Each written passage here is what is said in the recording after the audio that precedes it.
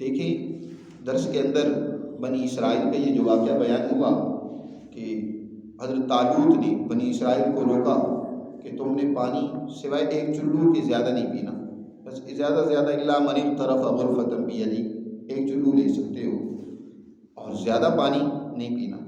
یہ بعض اوقات آپ دیکھتے ہیں کہ پانی پینے کی طلب بہت زیادہ ہوتی ہے، پیاس بہت زیادہ ہوتی ہے۔ بعض لوگوں کی حالت تو یہ ہوتی ہے کہ پیاس بجھتی ہی نہیں ہے، پانی جتنا پیتے جائیں دل کرتا ہے اور پانی پیتے چلے جائیں۔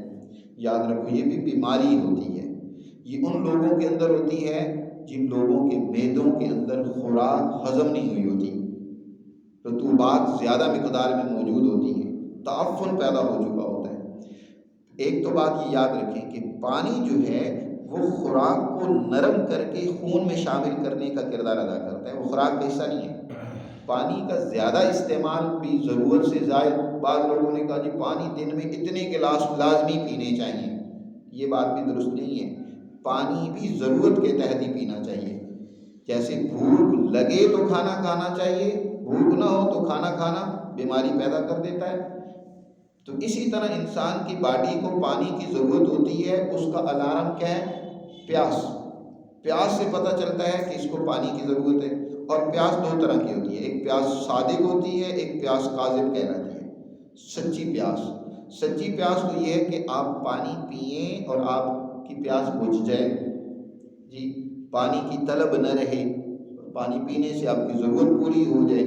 وہ غذا جب انسان کھاتا ہے تو بسا اوقات غذا کے دوران بھی پیاس لگتی ہے، غذا کے بعد بھی پیاس لگتی ہے۔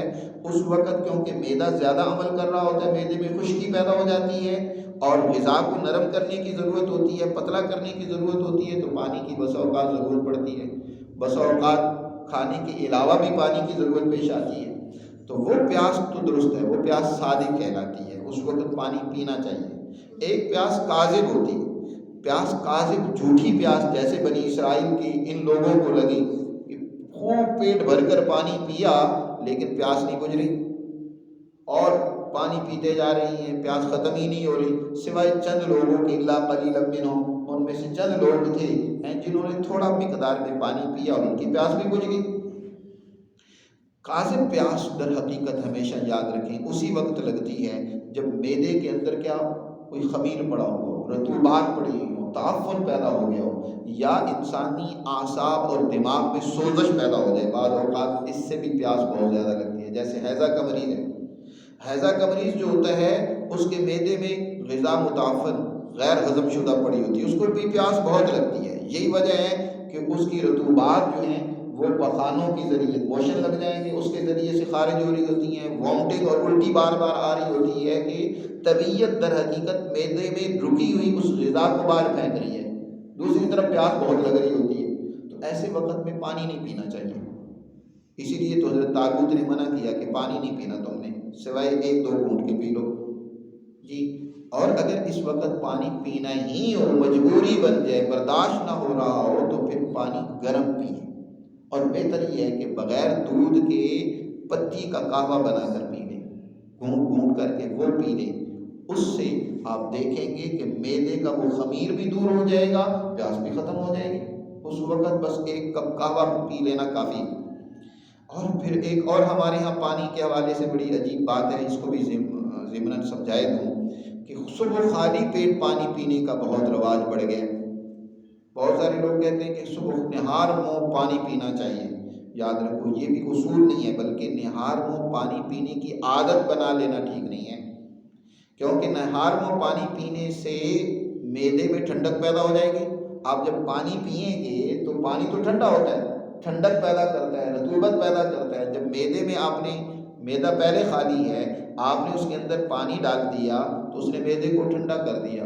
اب ناشتہ آپ اس کے بعد کریں گے تو معدے میں پہلے ٹھنڈک موجود ہے، معدہ تو ٹھنڈا ہوا پڑا ہے، بھوک ہی نہیں لگے گی۔ جب معدہ ٹھنڈا ہو جائے گا تو بھوک نہیں لگے گی، بھوک اس وقت لگتی ہے جب اس میں حرارت پیدا ہوتی ہے، حرارت ہوتی ہے، اس کے اندر ایسڈ پیدا ہوتا ہے تو اس سے بھوک لگتی ہے۔ پانی الکلائن کا مرکب ہے جو بھوک کو کم کرتا ہے، اس سے بھوک کم ہو جاتی ہے۔ تو آپ نے اپنی بھوک تو ختم کر لی، اب اس کے بعد زبردستی ناشتہ کر لیں گے تو وہ ناشتہ ہضم نہیں ہوگا، وہ بھی معدے میں پڑا رہے گا۔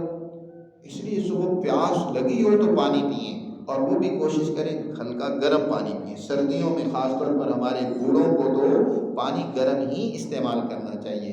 ٹھنڈا پانی دردیں بھی بڑھا دیتا ہے، اس سے بس اوقات دردیں بڑھ جاتی ہیں۔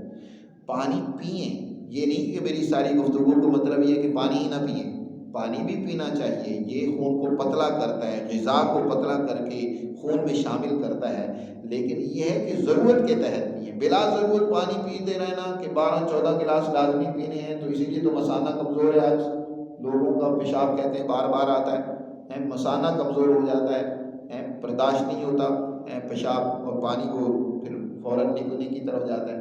تو اس لیے ضرورت کے تحت پانی پئیں۔ تو ہمارے ہاں غذا کے حوالے سے بھی صحیح انفارمیشن نہ ہونے کی وجہ سے بہت ساری خرابیاں ہیں، اور اگر کسی کے معدے میں اس طرح خمیر موجود ہو، ہیضے کی شکایت ہو، تو ایک نسخہ بھی بتا دیتا ہوں، اس پر عمل کر لیں، انشاءاللہ بہت فائدہ ہوگا۔ 3 چیزیں لے لینی ہیں۔ رائی مل جاتی ہے، ایک رائی باریک ہوتی ہے، باریک رائی لینی ہے۔ عام طور پر سرسوں کو لوگ رائی کر کے بیچ رہے ہوتے ہیں، وہ سرسوں ہوتی ہے، رائی نہیں ہوتی۔ رائی تو بہت باریک ہوتی ہے، سرسوں قدرے موٹی ہوتی ہے، تو سرسوں اور ہے وہ سستی ہوتی ہے، رائی قدرے مہنگی ہوتی ہے، تو لوگ اسی لیے رائی کو جو ہے وہ سرسوں کو رائی بنا کر بیچ دیتے ہیں۔ تو رائی لیں جی، وہ آپ 10 گرام رائی لے لیں، اور 10 گرام سرخ مرچیں لے لیں، اور 6 گرام یہ ازراکی، کشت ازراکی ہوتا ہے، اس کو کچلا بھی بولتے ہیں، اس کا مختلف کمپنیوں نے کشتہ بنایا ہوتا ہے، اس کی زہر کو ختم کیا ہوتا ہے۔ ایسا براہ راست تو نہیں استعمال کرنا چاہیے کیونکہ وہ زہر ہوتا ہے، تو اس کا کشتہ 6 گرام وہ لے لیں۔ ان سب کو مکس کر کے آپ 500 mg کا کیپسول بھر سکتے ہیں۔ تو کسی کو ہیضے کی تکلیف ہو جائے، کسی کا دل ڈوب رہا ہو، کمزوری بہت زیادہ محسوس ہو رہی ہو، تو ایک کیپسول، یا اس کو ویسے ہی اس کی چٹکی زبان پر رکھنے کی دیر ہے، فوراً جسم میں ایک طاقت پیدا ہو جائے گی۔ ہیضے کی چاہے کتنی سخت سے سخت حالت اور تکلیف کیوں نہ ہو، آپ 1-2 چٹکیاں وقفے وقفے سے زبان پر رکھیں گے، انشاءاللہ فوراً افاقہ ہو جائے گا۔ کسی ڈاکٹر کی ضرورت نہیں رہے گی، کوئی اس حوالے سے پریشانی نہیں رہے گی۔ دعاؤں میں یاد رکھیں۔ بہت شکریہ۔